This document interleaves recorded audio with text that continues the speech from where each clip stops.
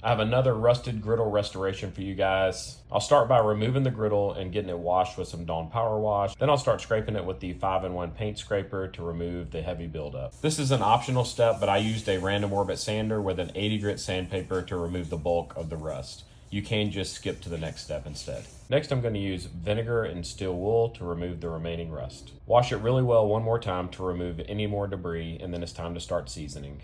I'm going to use the Crisbee stick to get started, and I'm going to crank the heat to high. Make sure you wipe off any excess oil. You just want an extremely thin layer. To get the sides and edges, I'm going to use a propane torch because they don't get very hot. I'll leave the heat on high for the rest of the seasoning process, and I'm going to add about 5 or 6 layers. I also switched to using Bacon Up because it has a lower smoke point, which allows it to darken easier. I had a really hard time getting this griddle hot enough, so I added some foil to trap the heat underneath the griddle surface. You'll see the griddle turn a nice dark brown color. It's going to turn black with use, but it's time to get this griddle back to my friends.